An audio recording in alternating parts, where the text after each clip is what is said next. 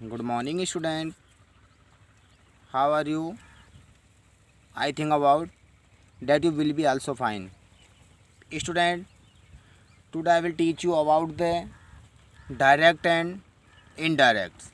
You know, direct and indirect. In the first video, students, in the first video, I explained to you about the assertive sentence, and second video, I explained to you about the interrogative sentence. In the third video, I explained to you about the imperative sentence, and fourth video, I explained to you about the exclamatory sentence. So guys, I hope you have watched all four videos. Students, in this video I am telling you about the operative sentence. You have to remain this video and understand it all. Students have to do in their notebook. So guys, let we start now. Okay guys, देखिएगा आपकी screen पे सामने लिखा आ रहा है optative sentence. Optative sentence को हम इच्छा सूचक वाक्य कहते हैं। क्या कहते हैं? इच्छा सूचक वाक्य। ऑप्टेटिव सेंटेंस से गाइस लिखा हुआ है, ऑप्टेटिव सेंटेंस से इच्छा, शुभकामना, आशीर्वाद या श्राप आदि प्रकट होते हैं। ओके गाइज, तो देखिए गाइज, मैं आपको केवल इसमें 7 रूल्स बताऊंगा और 7 रूल्स में आपके ऑप्टेटिव सेंटेंस बिल्कुल क्लियर कर दूंगा।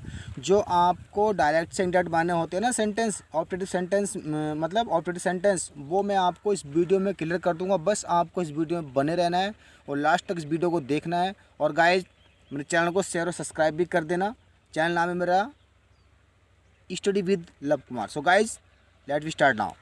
लिखा हुआ देखो, रूल नंबर फर्स्ट है इसमें, यदि रिपोर्टेड स्पीच में, क्या लिखा हुआ guys?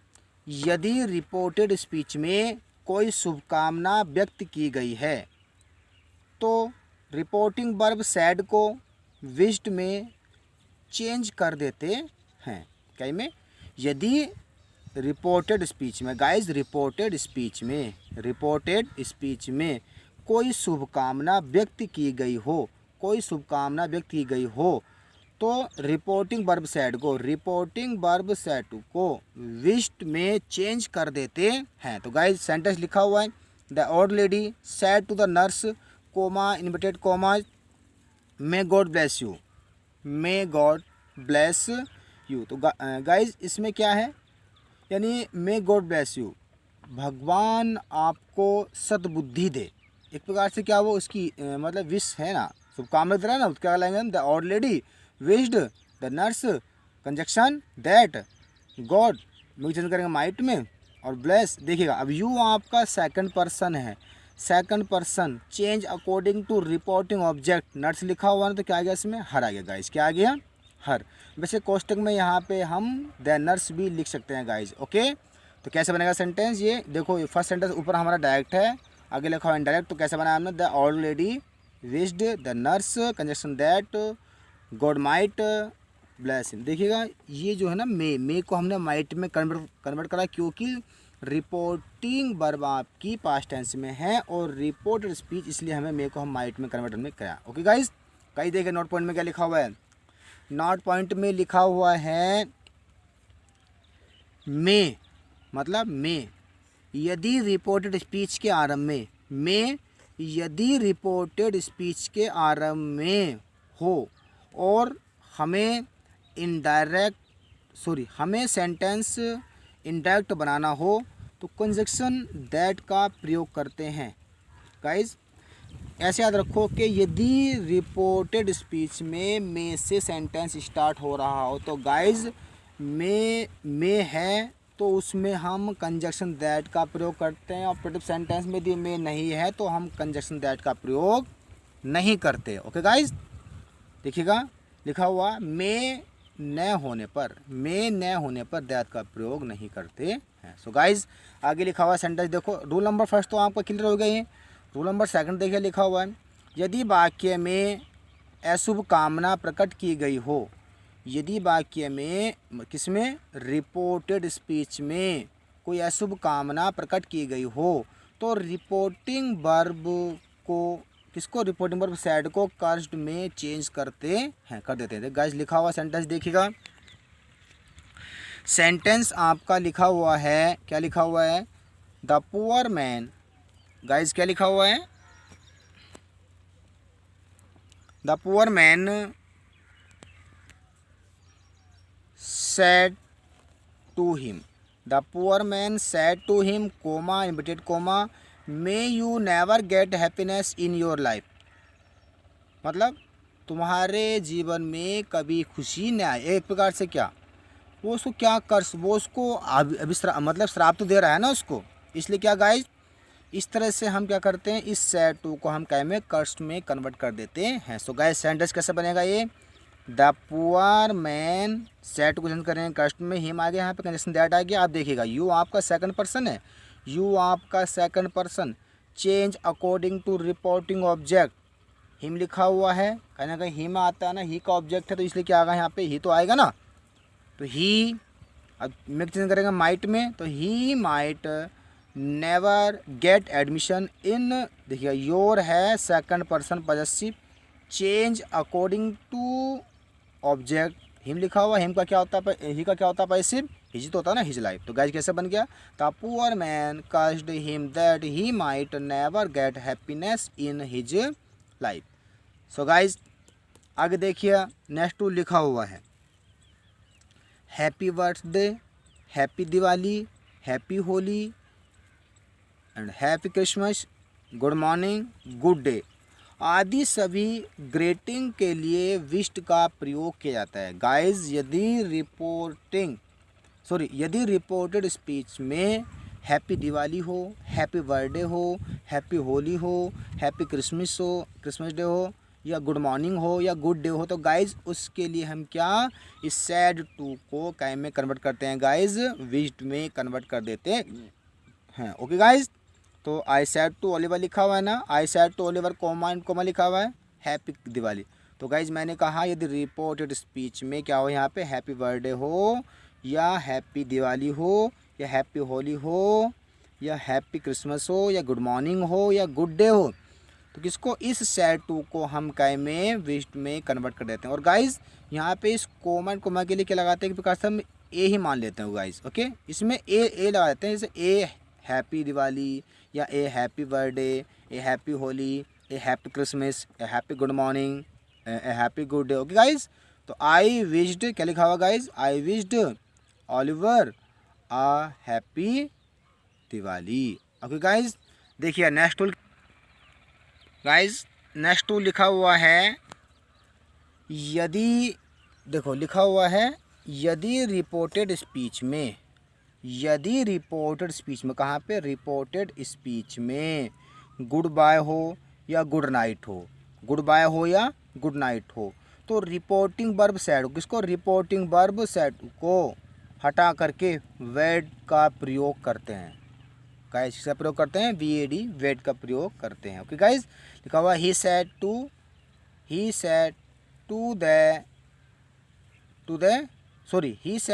Them all, he said to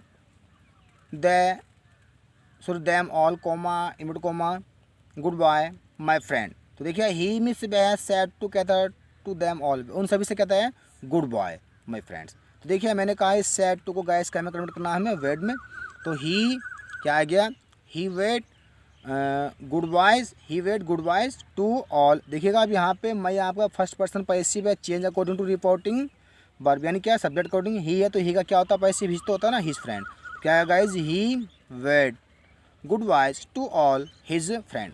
guys देखिएगा आगे लिखा हुआ है, सम एक्सेप्शनल रूल्स, कुछ असाधारण नियम।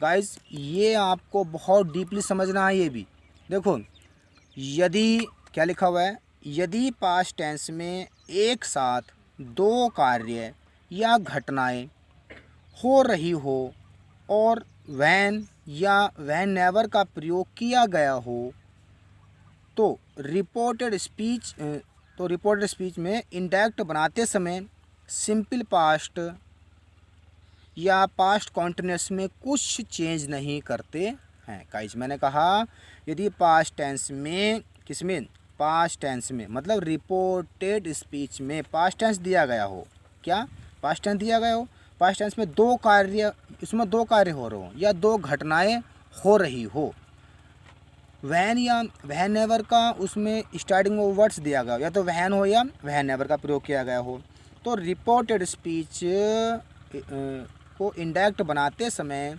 सिंपल पास्ट और पास्ट कॉन्टिन्यूस में कुछ भी चेंज नहीं करते हैं। गाइस देखिए क्या लिखा हुआ है, he said comma and comma when he reach he school it began to rain. Guys का मीन्स निकालिएगा। ही सेड उसने कहा, व्हेन जब ही मिस वह रीच पहुंचा हिज स्कूल अपने स्कूल, जब वह अपने स्कूल पहुंचा तो इट बिगेन टू रेन, क्या हो चुकी थी, बरसा आरंभ हो चुकी। तो गाइस देखिएगा इसमें हमें कुछ नहीं करना, इसमें ही सेड का सेड आ गया, कंजक्शन दैट आएगा यहाँ पे। अब देखिएगा सेंटेंस उठाओ, ये वाला लास्ट वाला, it began to rain, it began to rain यानी वर्षा आरंभ हो गई।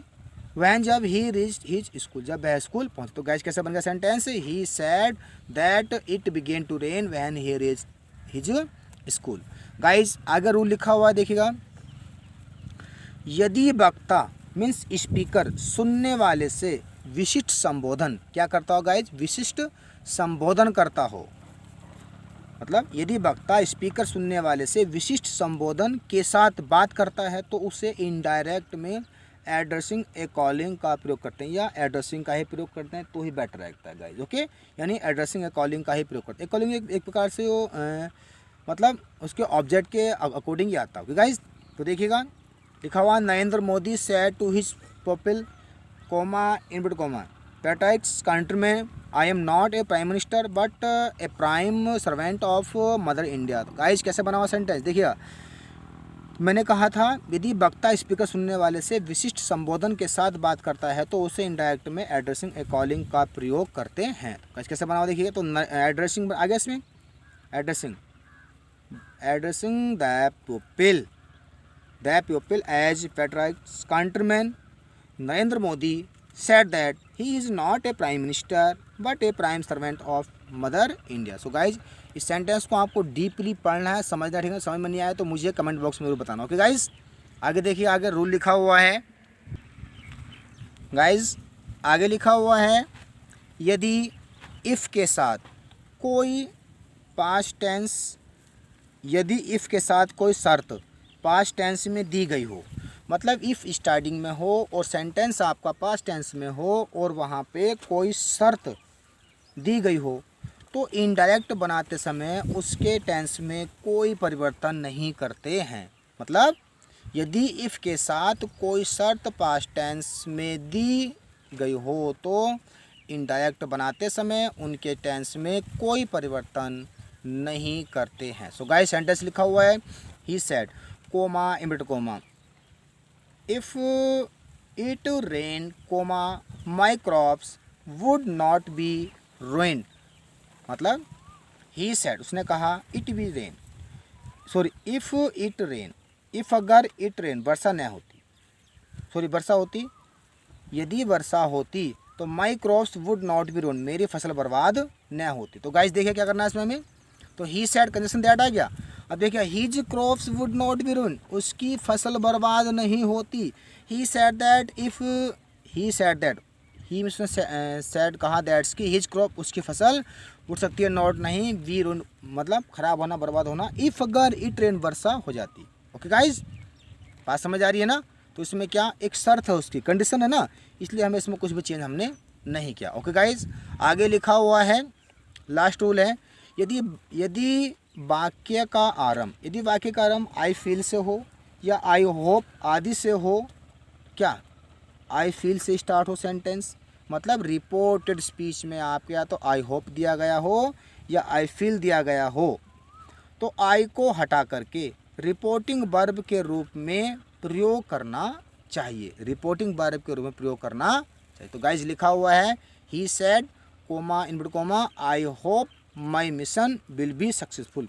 ही मिशन सेड का आई होप मुझे ऐसा है कि मेरा मिशन जो है विल भी हो जाएगा, सक्सेसफुल हो जाएगा, सफल, मेरा मिशन सक्सेसफुल हो जाएगा, उसे आशा है। तो गाइस क्या हुआ, ही होप, उसे आशा है दैट्स कि his mission would be successful, so guys he hope that his mission would be successful. So guys यदि आपके समय में इस वीडियो में वीडियो आ गई है तो गाइज आपसे रिक्वेस्ट है मेरे चैनल को शेयर सब्सक्राइब ज़रूर करना और अपने कमेंट बॉक्स में ज़रूर राय बताना कि आपको वीडियो कैसी लगी कैसे नहीं लगी guys. Okay guys, have a nice watch this video.